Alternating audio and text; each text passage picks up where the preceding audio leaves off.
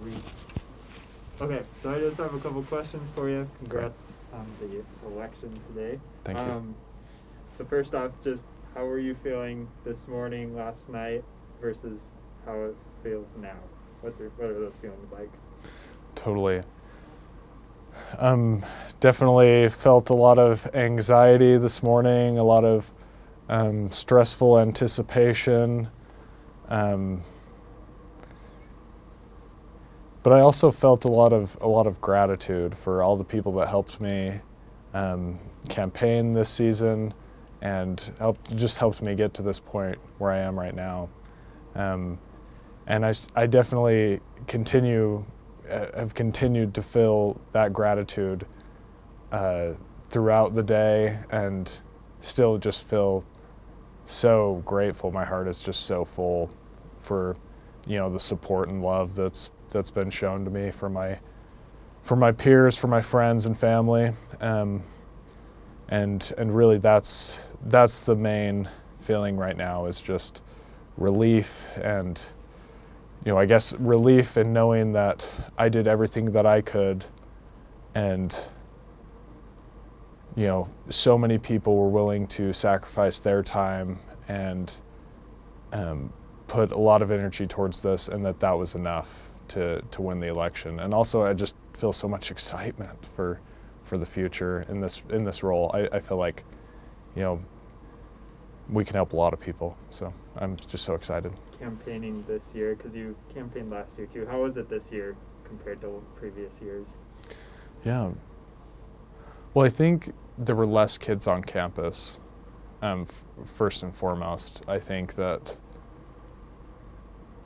I adjusted my strategy, and I think that campaigning on campus was overall less effective. I also think that kids were generally... Well, that was also kind of interesting, because you're campaigning, you approach so many different people, right? And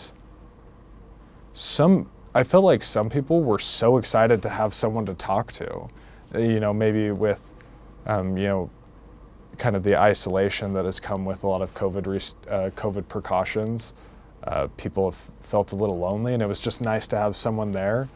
And then a lot of people, were very apprehensive and did not want to talk to anybody, and, were very antisocial and maybe had grown accustomed to, the isolation that COVID precautions brought on. So it was an interesting mix of people.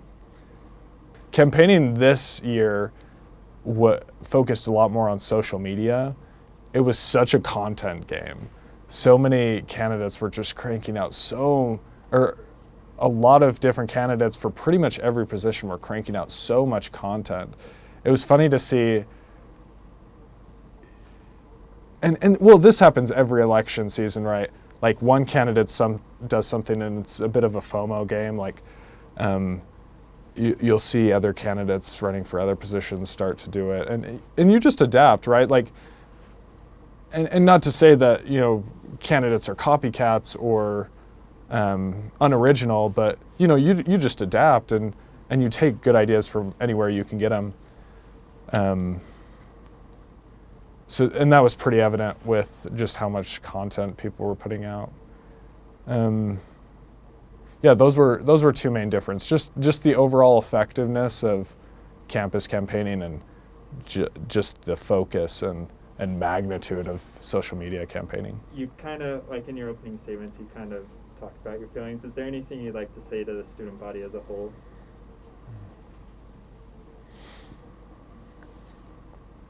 Yeah, I think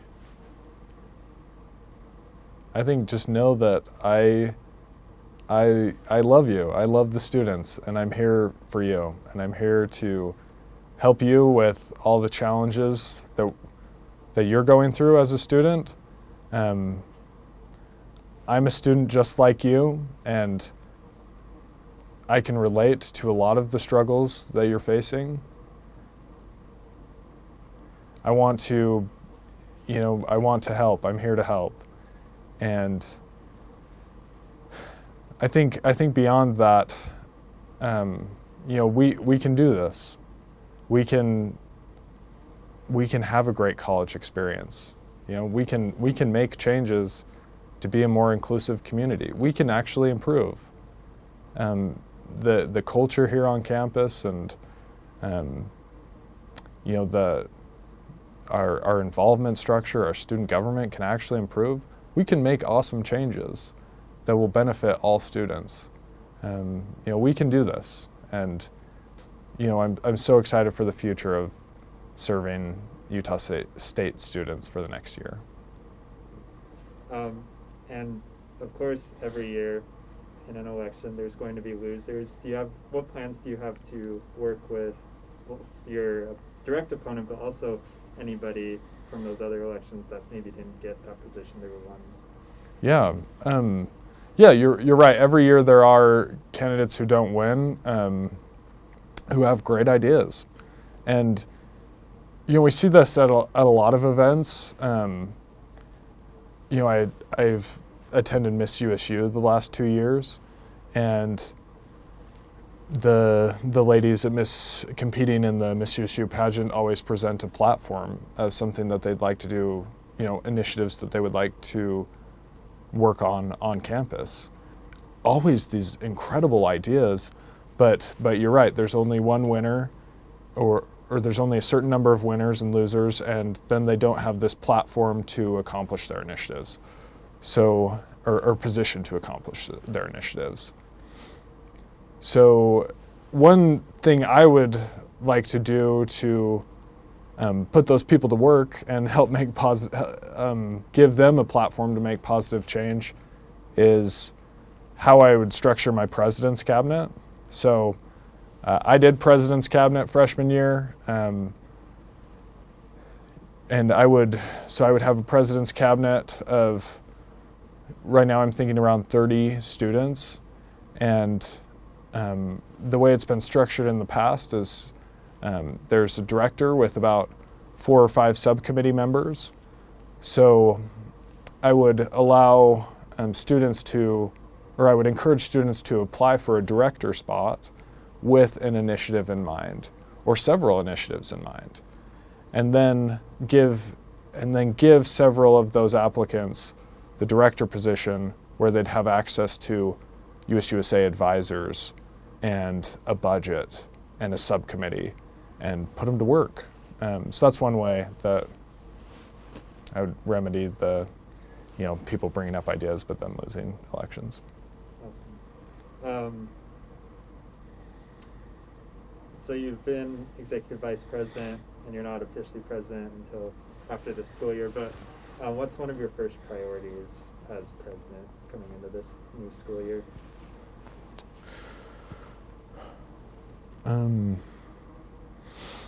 I think so. Probably my first priority would be helping to revitalize our college experience. So, being the executive vice president this last year, I've been able to develop relationships with several key administrators and advisors, and I look forward to strengthening those ties, as well as making new and important connections, and working on the various committees that I'd be assigned to, such as the Board of Trustees and the several COVID committees, to advocate for what's important to students and then disseminate that knowledge from those boards to the students actually planning events. As someone who has planned events this year, I think that would be extremely helpful to know what the conversations are on those boards, what the safety committee is looking for, and so on. So I think that would be my first priority, is helping to bring back events and traditions that we all love. And the decisions made on those COVID committees encompasses more than just student events. That's also things such as attendance at athletics and theater and music events as well. So. Yeah. Is there anything you'd like to say to students who didn't vote for you? Yeah. Those are great questions, dude. Can I take a second to think about it? Sure, yeah. Go.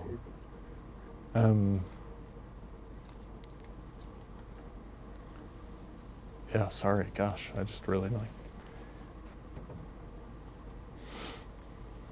Yeah, so to the students who didn't vote for me, I would say, I'm here to support you just as much as the students that did. And I sincerely believe that my opponents had the best intentions in running for this position. They didn't have nefarious motives. They really just wanted to improve the school, and I think that their followers did as well, or their constituents. Those who supported them, I think honestly there were some good ideas that hopefully I can adopt and take forward, and we can all improve the school together. I would say to them that let's work together to improve our college experience, and when we're united, we can accomplish a lot more.